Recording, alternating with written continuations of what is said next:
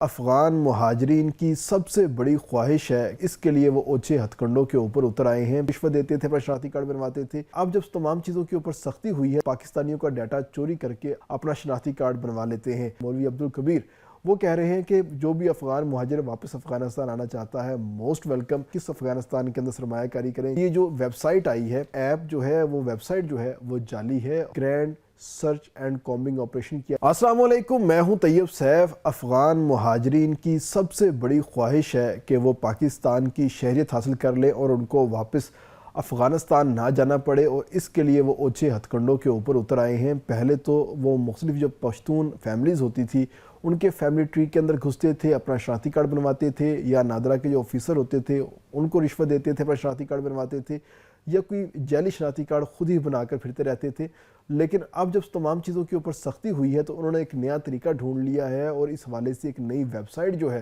Launch کر دی گئی ہے، جو کہ پاکستانیوں کا ڈیٹا چوری کر کے افغانوں کو بیچتی ہے، اور افغان مہاجرین اس کی بیس کے اوپر اپنا شناختی کارڈ بنوا لیتے ہیں۔ آخر یہ کس طریقے سے ہوتا ہے، ان تمام تر چیزوں کے حوالے سے ہم ڈسکشن کریں گے، لیکن ساتھ ہی ساتھ ایک جانب تو افغان مہاجرین جانے کا نام ہی نہیں لے رہے، اور دوسری جانب جو افغانستان کے افغان مہاجرین کے جو وزیر ہیں مولوی عبدالکبیر، وہ کہہ رہے ہیں کہ جو بھی افغان مہاجر واپس افغانستان آنا چاہتا ہے، موسٹ ویلکم، ہم اس کو لیں گے۔ اگر وہ اس ملک کے اندر باعزت طریقے سے نہیں رہ سکتا تو اس کو واپس آ جانا چاہیے، ہم اپنے پاس اس کو روزگار بھی فراہم کریں گے اور اس کی سرمایہ کاری بھی کروائیں گے۔ لیکن یہ تمام تر چیزیں بڑی ہی مختلف ہیں، اور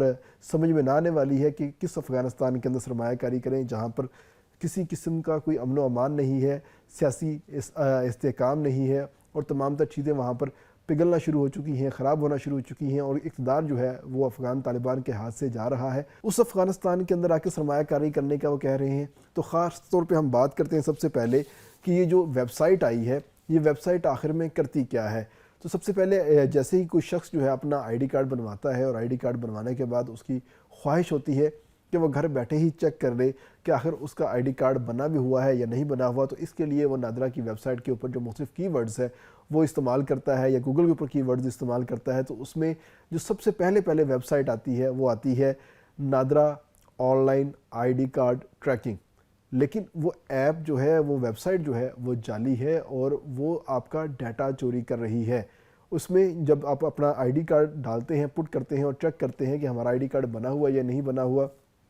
تو اس میں سب سے پہلے تو آپ کا CNIC نمبر وہ چوری کر لیتا ہے۔ اس کے بعد جو آپ کا پرسنل ڈیٹا اس CNIC کے حساب سے رجسٹرڈ ہوتا ہے نادرا کے پاس، اس کو بھی چوری کر لیا جاتا ہے، اور ساتھ ہی جو آپ کی کانٹیکٹ ڈیٹیل ہوتی ہے وہ بھی چوری کر لی جاتی ہے، اور ساتھ میں آپ سے ایڈیشنلی پاسپورٹ کا جو ڈیٹا ہے وہ مانگا جاتا ہے۔ اس سے آپ کا آئی ڈی کارڈ کا ڈیٹا اور پاسپورٹ کا ڈیٹا دونوں جو ہے وہ بریچ ہو جاتے ہیں، اور اس سے جو انلیگل لوگ ہیں یا جو ڈیٹا کو فروخت کرنے والے لوگ ہیں، ان تمام تر چیزوں کو استعمال کرتے ہیں، اور استعمال کرنے کے بعد اس انفارمیشن کی بیس کے اوپر نئے آئی ڈی کارڈ یا نئے پاسپورٹ جو ہیں وہ بنائے جاتے ہیں۔ اور اس وقت پاکستان کے اندر پاکستان کی سٹیزنشپ کی پاکستانیوں کو ضرورت ہو یا نہ ہو، لیکن افغانیوں کو بہت ضرورت ہے، کیونکہ ان کے خلاف گرینڈ قسم کا جو آپریشن ہے وہ چل رہا ہے۔ کیونکہ IG اسلام آباد نے بھی کہہ دیا ہے، اور IG پنجاب نے بھی کہہ دیا ہے کہ گرینڈ سرچ اینڈ کامبنگ آپریشن کیا جائے، اور افغانیوں کو ڈھونڈ کر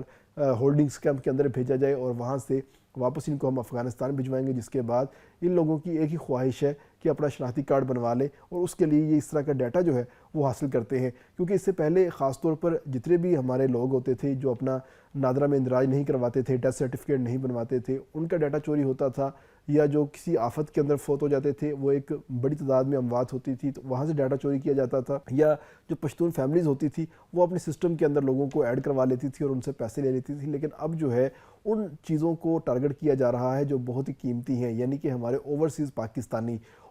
پاکستانیوں کا ڈیٹا اب چوری ہونا شروع ہو چکا ہے، اور اس میں ان لوگوں کو زیادہ ٹارگٹ کیا جا رہا ہے جنہوں نے پاکستان کی شہریت چھوڑ دی ہے اور بیرون ملک کی حاصل کر لی ہے، اور ابھی تک اپنا جو اندراج ہے وہ پاکستان کے سسٹم کے اندر نہیں کروایا ہوا، یا اگر وہ برطانیہ میں ہوتے ہیں یا کسی اور معاملات میں یا کسی اور ملک میں ہیں تو نکوب کے اوپر وہ پاکستان واپس آتے ہیں، تو ان کا کبھی کبھار آنا ہوتا ہے، اور اس دوران ان کا جو ڈیٹا ہے وہ کوئی اور شخص جو ہے استعمال کر لیتا ہے، اور اسی ڈیٹا کے استعمال کرنے کی وجہ سے وہ اپنے آپ کو پاکستانی جو ہے ڈکلیئر کرنے میں کامیاب ہو جاتا ہے۔ تو یہ تمام تر چیزیں اب ریکارڈ پہ آنا سٹارٹ ہو گئی، جس کے بعد نادرا نے باقاعدہ طور پہ اپنی آفیشیل جو ایک درخواست ہے وہ جاری کی ہے، یا اپنی پریس ریلیز جاری کی ہے، اور کہا ہے کہ کوئی بھی پاکستانی نادرا کے حوالے سے کوئی بھی انفارمیشن یا کوئی بھی چیز اس نے چیک کرنی ہو تو پاک آئی ڈی کی جو ایپ ہے وہاں سے چیک کرے، या इसके साथ जो नादरा की ऑफिशियल वेबसाइट है जिसके ऊपर नादरा का तमाम तरह बायो डाटा दिया गया हो, उसके ऊपर जाके सर्च करें और इसके अलावा किसी भी वेबसाइट को या किसी भी ऐप के ऊपर इत्माद ना करें और अपना जो CNIC नंबर है या चीज़ें हैं वो किसी सूरत भी